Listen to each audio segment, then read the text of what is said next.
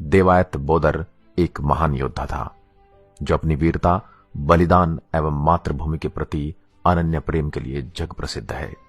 उन्होंने जूनागढ़ के चुडासमा राजा रादियास के पुत्र का लालन पालन किया था तथा जूनागढ़ का राज्य सोलंकियों से छीनकर चुडासमा राजा रादियास के पुत्र रा नवघण को जूनागढ़ के सिंहासन पर पुनर्वापसी करवाया था। गुजरात में एक कहावत है, अहिर नो आसरो, जिसका मतलब है अहिर का आश्रय या सहारा। आड़े वक्त में जब किसी को कहीं भी ठिकाना नहीं मिलता तो वह अहिर की शरण में जाता है। इसका सबसे बड़ा उदाहरण है परम बलिदानी वीर अहिर देवायत बोदर। जूनागढ़ के राजपूत जब लड़ाई में मारे गए तो जूनागढ़ की रानी ने अपने बच्चे को अहिरों की शरण में भेज दिया जिससे कि उसकी जान बच जाए। शरणागत की रक्षा का धर्म निभाते हुए वीर देवायत बोदर ने एक ऐसा बलिदान दिया जिसे सुनकर आपके रोंगटे खड़े हो जाएंगे और नवघण राजपूत के प्राणों की रक्षा की। देवायत बोदर का जन्म एक अहिर परिवार में जूनागढ़ के आड़ीदर बोड़ीदर नामक गांव में हुआ था। उनकी पत्नी का नाम सोनलबाई था। उनकी 2 संतानें थी, पुत्र उगा सिंह एवं पुत्री जाहल। चुडासमा राजा रादियास जूनागढ़ के राजा थे तथा वामन स्थली उनकी राजधानी थी। जब पाटनपति राजा दुर्लभ सेन सोलंकी ने छल से रा नवघण के पिता चुडासमा राजा रा दियास से जूनागढ़ का राज्य छीन लिया और राजा रादियास की मौत हो गई तो रादियास की रानियों ने जौहर किया। लेकिन सोमलदे उनकी एक रानी थी जो गर्भ से थी, इसलिए वह किले से भागकर नवघण नामक एक पुत्र को जन्म देती है और उस पुत्र को जीवित रखने हेतु अपनी वालबाई नामक दासी को पुत्र नवघण को सौंपकर कहती है, आड़ीदर बोड़ीदर गांव में जाकर वहां अहिर देवायत बोदर को कहना कि इस बालक को बड़ा करे और जूनागढ़ की गद्दी पर बिठाए। रानी सोमलदे ने देवायत बोदर को धर्म भाई बनाया हुआ था। दासी छुपते छुपाते बाल नवघण को आड़ीदर बोड़ीदर के अहिर देवात के यहां ले आती है और सोमलदे का संदेश उन्हें दे देती है।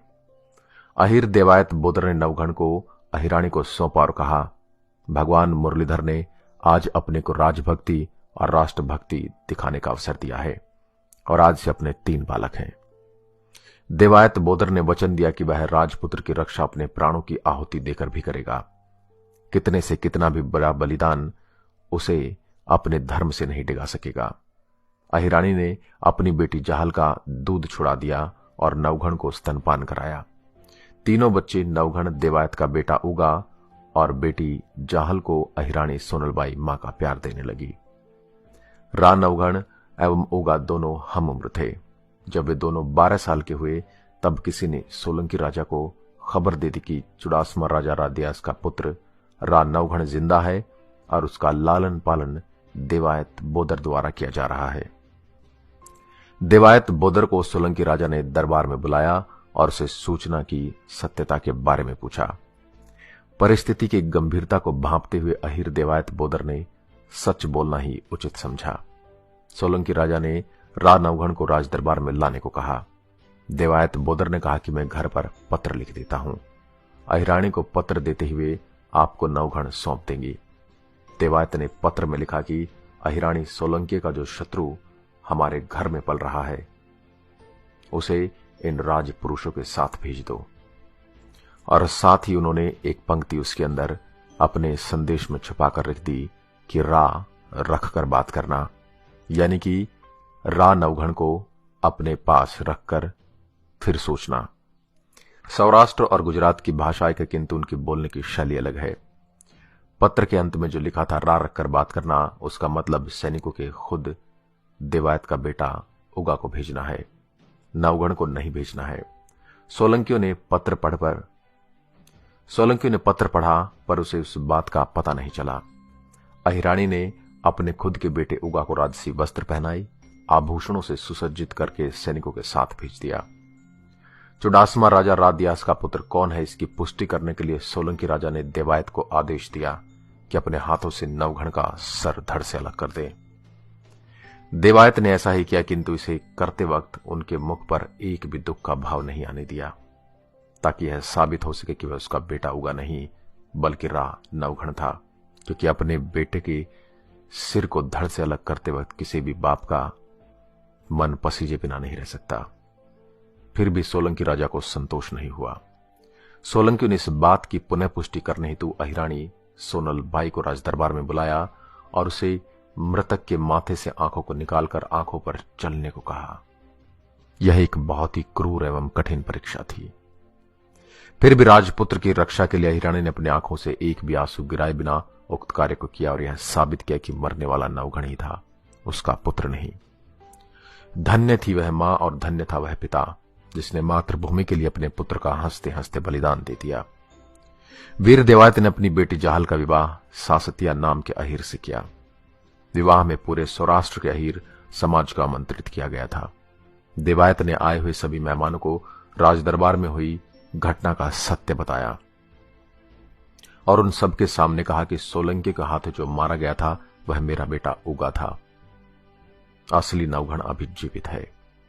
नवघण की मां मेरी धर्म बहन मुझे रोज सपने में आकर पूछते कि नवघण को गद्दी पर कब बिठाओगे और कब उनके परिवार की हत्या का बदला लोगे। लेकिन अहीर भाइयों, आज समय आ गया है। आज जूनागढ़ का तख्त पलटेगा और आज न्याय होगा।